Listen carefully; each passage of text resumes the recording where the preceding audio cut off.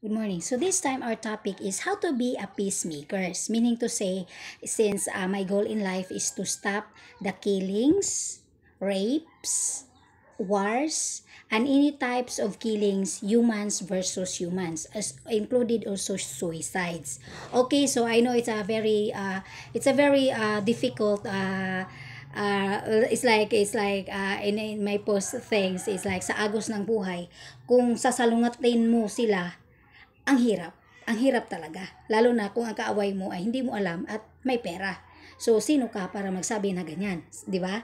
So that's why I'm so clever when I had a chance to save all the founders. It's like I really make sure that I save all the dead founders of religions and educations in the government, because I know living human beings are prone to kill themselves, kill others, and cause wars in order to be known, in order to have an authority, in order to be powerful, in order to have reach the highest positions in the society, and most of all, it's all about the money. Because for me, money can be found. Similar what I done.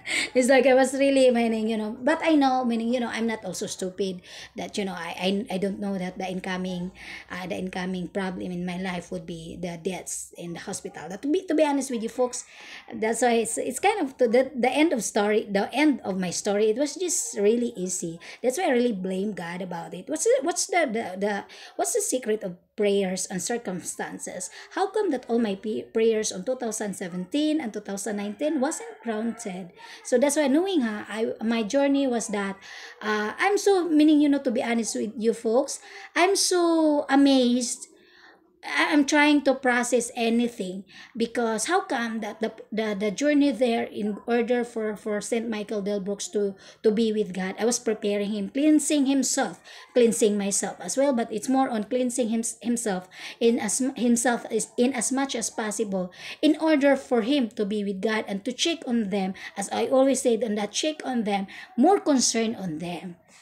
Basically, so how come that no God arrives on me on 2017 and 2019, all the prayers, and I know then for me also, I don't like to end it like I'm so indebted with so much millions. Imagine these are the scenarios. That's why I really wondering if God is our God, or is God is our enemies. To be honest with you folks, meaning, that's why also I'm trying to study myself, my situations, since we are bringing the face of God and the image of God, and myself, I really know how they meaning, that I can prove to the world that they truly existing, since there is COVID-19. So that's why I'm really wanted to really discover what's the magic of prayers.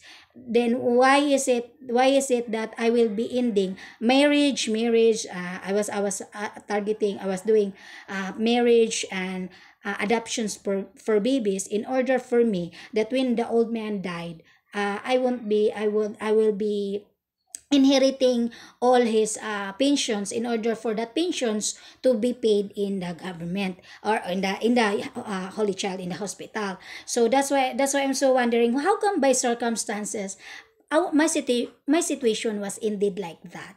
That's why, is that forced by circumstances, in order for the all the Holy Spirits to really ignite the fire inside my heart, or really ignite my power, or they wanted to really fulfill the crucifixion of the cross within us, unintentionally, by circumstances, or like in our words, manggagamit ang Diyos, meaning to say, ginamit lang yung sitwasyon namin, kaya pumasa si Mike sa crucifixion of the cross, which subconsciously, when I was 13 years old, I know that breaking the code, or anybody who can break the code of crucifixion of the cross, can be labeled a son of God, or Christ, or Messiah, or God Himself. Because we don't know about God, right? Do you know what's God? What's the faces of all the spirits of all the trees? Do you know what's the faces of all the sand? SAND. Do you know what's the image of the planet Earth as a whole?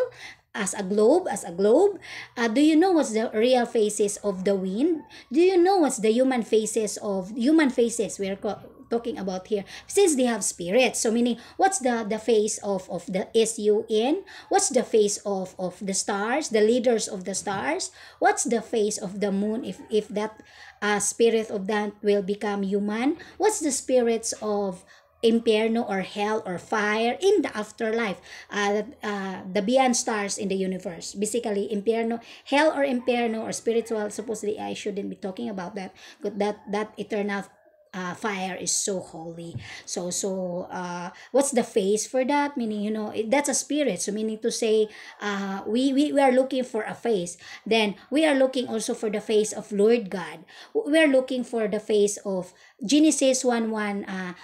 At the beginning, God created the heavens and the earth. So we are curious of who among the men on earth really bring the faces of the Creator. That's basically, and so many gods as mentioned in the Old Testaments, but basically it's always Lord, God, and Satan. And there's so very strongest contenders, which is Jesus Christ, as he has a genealogy. Now, my content is more on talking about my claimants as Christ in behalf of St. Michael the Brooks, and meaning, not myself, not really myself. And then also my baptism on July 7, 2011. So, and then peacemakers. So James 3:18, peacemakers who sow in peace raise a harvest of righteousness. So meaning to say, we all know that all the peacemakers on earth, or the hero on earth that is wanted peace on earth back then, like Dr. Rizal, the latest one is Malala,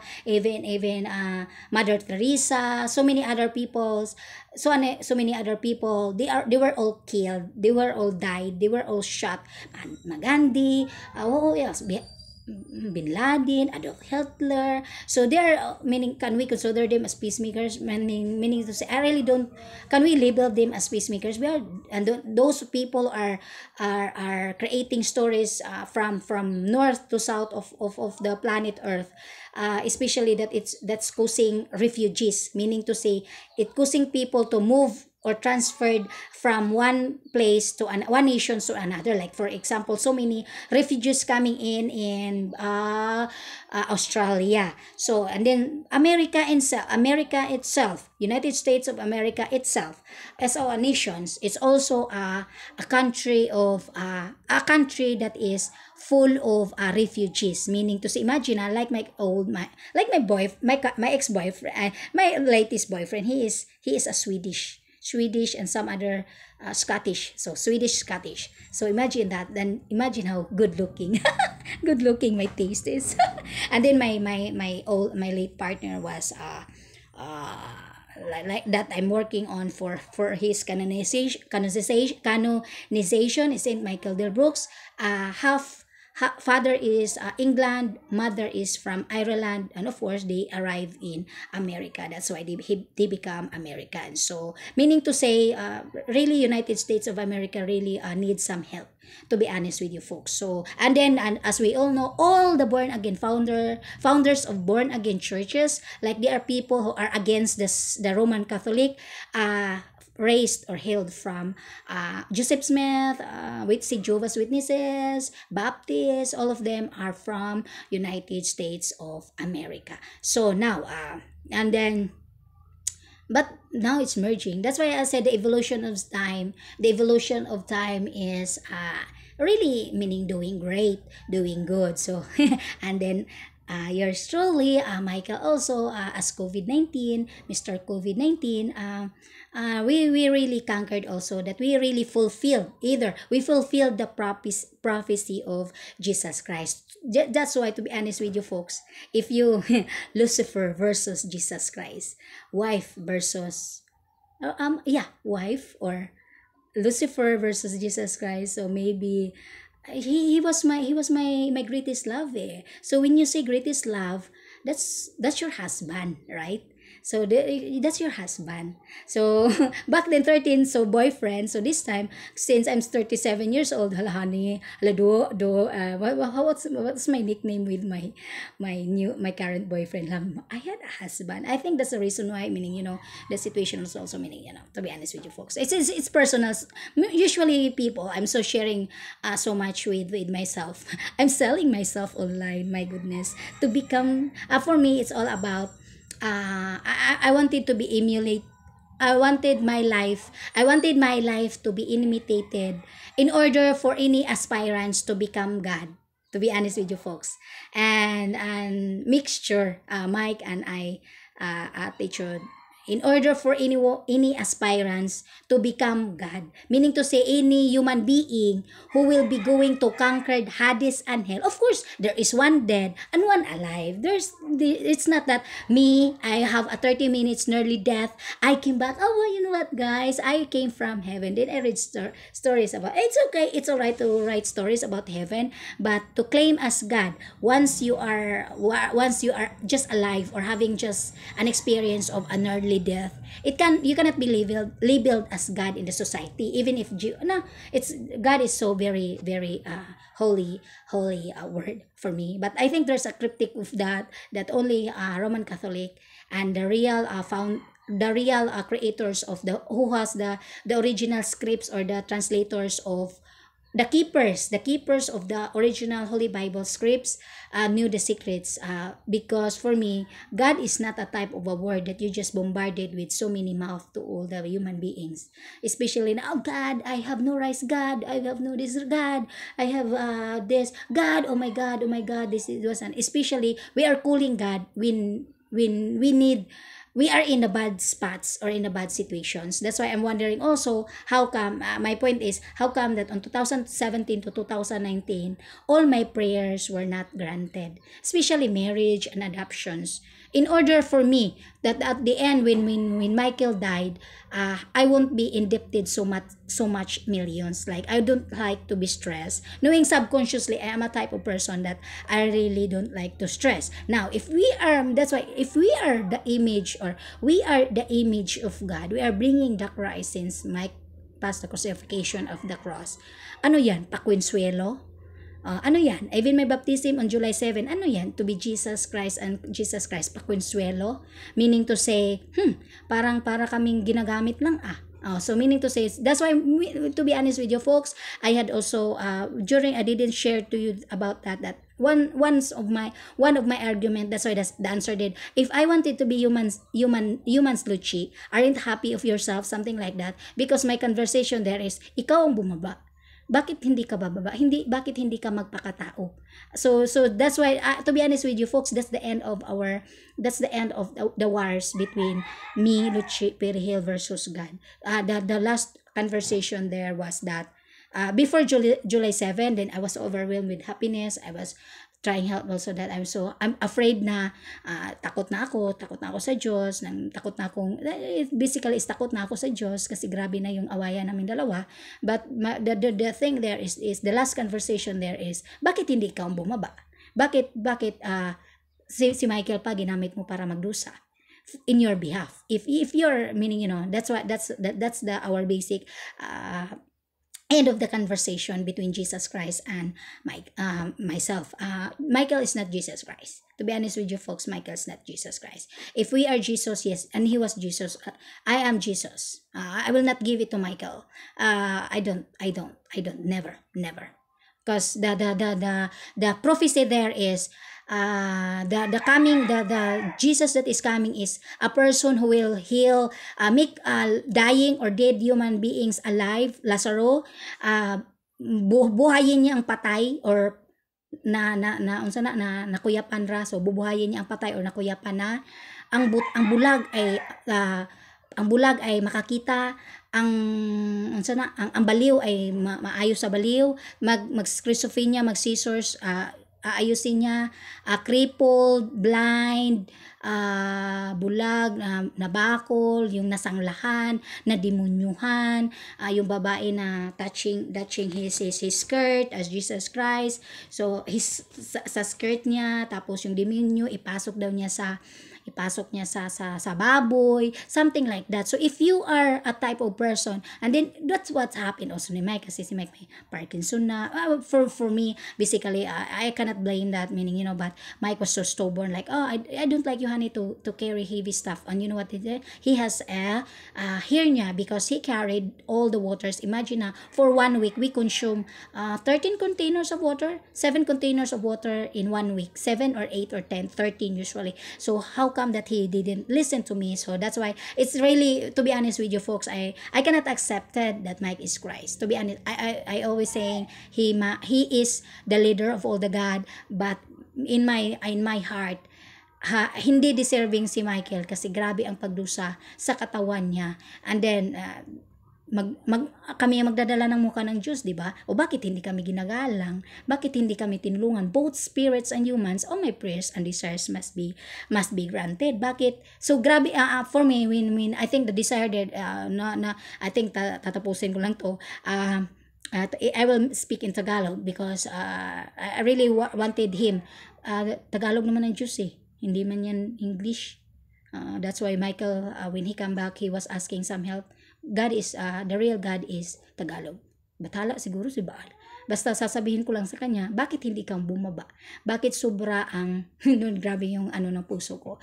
I really cried. I'm depressed. To be honest with you folks, I'm so depressed lately. I didn't work properly because I'm so, it seems like I'm going back to the time that I just remember. Sorry. So it's like it's basically this is my real emotions. Bakit kami? It's always why him? Bakit kami? Kung kami man ang magdadala ng mukha nila, bakit masyado namang masakit? To be honest with you folks, that's why I'm so crying. Anyway, so blessed are the peacemakers, for they will be called sons of God. So anak ba kami ng Diyos o kaaway kami ng Diyos o ano? I don't like to be dramatic, but that's the real emotions with me now. I cannot accept it. I know Vatican City, I know you are following me, Father. Pope Francis, I know you've been around, and then I know I'm so very thankful as well that you really fulfill the revelations, since if Lord Jesus will arrive, what you gonna do? So thank you for the meeting on around September 2020. By circumstances, or if the group of people that I was trusting with really listened to me. So this is the thing, I cannot accept it, to be honest with you folks. I'm just using online to be famous, and meaning, I want people to, I'm just meaning, expressing myself. I don't have the transgender energy from them anymore, but all I could say is, bakit hindi sila ang bumaba? Bakit kami pa? Bakit gagamitin lang yung katawan namin? So it's kind of, that's why I don't like people now. I am an anti-killings. If possible, sana wag natin magkasakit Kung may Diyos naman pala, bakit ay magkasakit?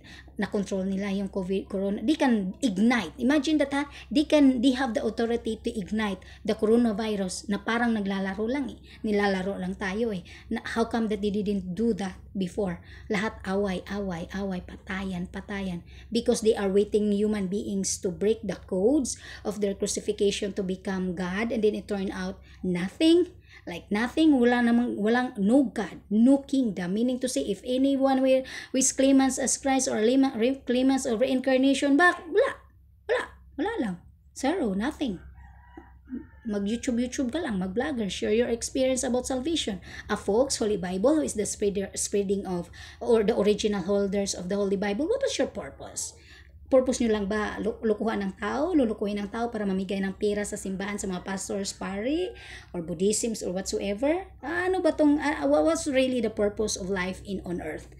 Kuwan lang ba? Control-controlan, matirang matibay. Basically, guys, when I was under 7 years old, that's why I said there is no God, because ang buhay ng tao ay parang matirang matibay. Kung sinong mayaman, papatay niya kung sinong papatay niya. At kung yung mahirap naman, kung sino yung oppressed siya, kung galit siya, kung lasing siya, or galit siya, pwede siyang pumatay. Kung magalit siya sa asawa niya, pwede ka lang pumatay. Basically, yan ang kinatatakutan ko na ugali ng tao that will be around. That's why one of a friend, meaning, you're following me, I don't like to be a Messiah because he's Hebrew, and then it's more on calamity. Like when I think right now that it happened, I tried it 3 times. That's why I said I'm not a Messiah. I'm not a Christ either, because that it's an opposite with me. I tried 3 times. What happened in Mindanao? That's a calamity. It's a huge money coming in to the military, Department of Military in the Philippines. The second one is the earthquake in California recently, Nevada, California. I was just thinking about it, that Lord, you need to show them that I'm here, that I really need help, something like that. So it happened. The number 3 is Haiti. I was just thinking about Haiti because I feel bad about Haiti. And I hate Haiti people. They're so black. I mean, to be honest with you, they're ugly, right? To be honest, meaning I'm not racist, but they're so ugly. But I feel bad of the children over there, to seeing them laki ng mga tiyan kasi gutom na gutom. Muslim yan eh. So that's why it's unacceptable for me that it's me, and I have the voice, and then I have the authority, and then it's just like that, na para kang narcissistic, na para kang baliw. Para ka lang in the eyes of the Filipinos, you're just crazy. And in the eyes of the online line, it's just para kang lang baliw, or just like blah blah blah whatsoever, and then wala kang boses. So it's something like that. So it's really that's why I know that some people also that I was seeking help. Please, let's work together. If I will be the leading the earth, then I will be leading the earth. Let's stop the killings. Let's not, as much as possible, folks. I don't like to have any human being to be dead anymore in this earth. To be honest with you, if I'm given the chances, kukontroluhin ko yung mga pharmaceutical companies eh. Sila yung bakit kung matalino tayo, ay isipin natin kung ano ang mangyayari sa mga gamot na binibinta natin. Sus, pira lang yan eh. Pira-pira lang pala tayo. So it says, even God, pira-pira, even God themselves, like, meaning, like for example, pharmaceutical companies, they have all the vaccines. It's millions, billions, billions. So, kung may Diyos, kung si Jesus Christ, tama yung pamamalakad niya, o sino may Diyos, si Allah, si Almighty God, si Jesus Christ, o sino-sino pa dyan, nang sa Holy Bible, Buddhism, Confucianism, monks, whatsoever, whoever, meaning to say, tulungan. Meaning to, sekreto lang din. Holiness ba? Kung sino yung sisigaw sa mundo na, you know what I have written?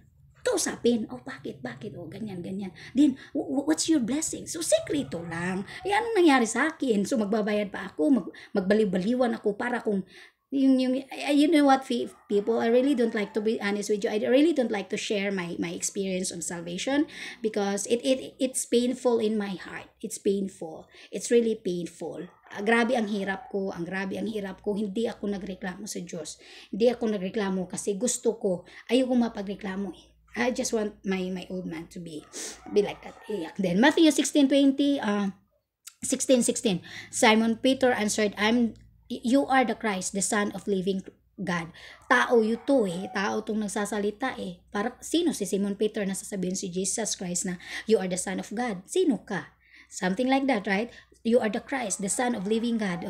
Tao lang to eh. Kaya sabi ko, wala kayong karapatan na kahit pukpukin lang yung isang, kahit pagbili pa lang, provide or borrow the nail, kahit pako lang, sa unang panahon, wala kayong karapatan eh. Matthew 16:20, then he warned his disciples not to tell anyone that he was the Christ. So kung may Kristo na pala ngayon, bakit grabe yung away, grabe yung world wars,